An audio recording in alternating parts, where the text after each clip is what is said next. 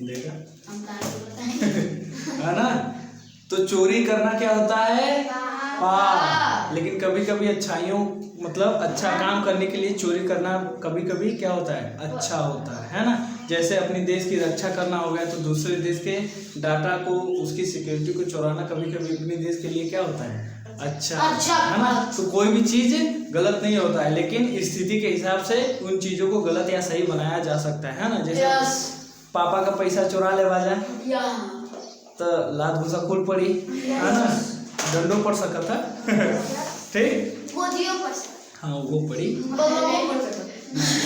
नहीं ठीक है। तो फिर आओ जा गद्यांश पर। गौतम बुद्ध बौद्ध धर्म के संस्थापक थे। उनके बारे में एक प्रसिद्ध कथा है। एक बार कीसा नाम की एक औरत थी। किस नाम की औरत थी? कीसा नाम की औरत थी। जवान लड़का मर गया। हाँ, उसका जवान लड़का मर गया। वह बहुत दुखी हो गई है ना। वह गलियों में लोगों से यह कहती फिरने लगी कि कोई उसके बेटे को फिर से जीवित कर दे। एक दयालु व्यक्ति उसे बुद्ध के पास ले गया। बुद्ध ने कहा, मुझे एक मुट्ठी सरसों के बीज ला दो, तुम्हारे बेटे को जीवित कर दूंगा। कीसा बहुत प्रसन्न हो गई और चल पड़ी। बुद्ध ने उसे फिर आवाज दी है ना। देखो, बीज किसी ऐसे घर से आए जहां कभी कोई न मरा हो है ना।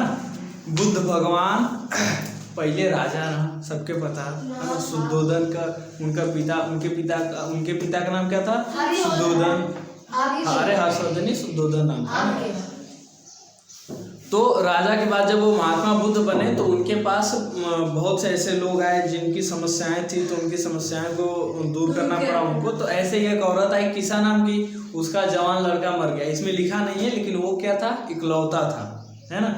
तो भाई किसी का इकलौता बेटा मरेगा तो कोई भी सोचेगा कि जिंदा हो जाए। इकलौता है हो या मतलब दो भी हो, तो फिर भी कोई नहीं अपने सामने अपने बच्चों को मरना देखना चाहता है ना। तो वो बुद्ध भगवान के पास गई, तो बुद्ध भगवान ने बोला कि ऐसे घर से एक मुट्ठी सरसों लेके आओ जिस घर में कोई मरा ना हो। हाँ ठीक, तो मैं उसको जीवित कर दूंगा है ना। तो वो बहुत खुश हुई, ठीक, गई मांगने। कीसा द्वार द्वार गई, किंतु उसे कोई ऐसा घर न मिला है ना। अब कितनो बढ़िया घर ओकरे घरे एक आदमी तो मरला भैया है कि ना, कबू न कबू 5 साल 10 साल पहले है ना। अंततः उसे रीते हाथ ही लौटना पड़ा। रीते हाथ मतलब रिक्त हाथ, खाली हाथ लौटना पड़ा। किंतु उसे यह सीख मिल गई जो बुद्ध उसे देना चाहते थे। उसे वह सीख मिल गई जो उसे बुद्ध देना चाहते थे। मतलब कि जो इस मृत लोक में पैदा हुआ है उसको मरना ही मरना है। हम पैदा होते हैं तो लगभग 2.5 से 5 किलो के बीच में रहते हैं है ना। और बढ़ते बढ़ते लगभग हम 50-60 किलो या 100-150 किलो तक भी हो जाते हैं। लेकिन लास्ट में जाते जाते सभी लोग क्या हो जाते हैं? मर जाते हैं। आज मैं तुम लोगों से बड़ा हूँ, तुम लोगों से पहले मर जाऊंगा। तुम लोग भी मुझसे पहले मर सकते हो। किसका कब अंत आ जाए कोई नहीं जानता है ना।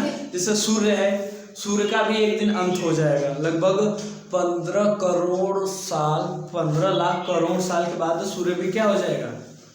खत्म हो जाएगा। खत्म हो जाएगा तो मुझे क्या पता सूर्य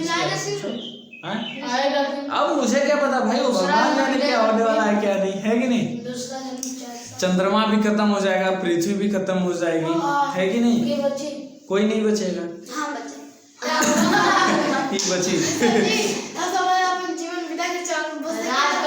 अरे तो क्या 70 साल में निपट जाएगा, घबरा जी तो हम लोग 70 साल में निपट जीवा।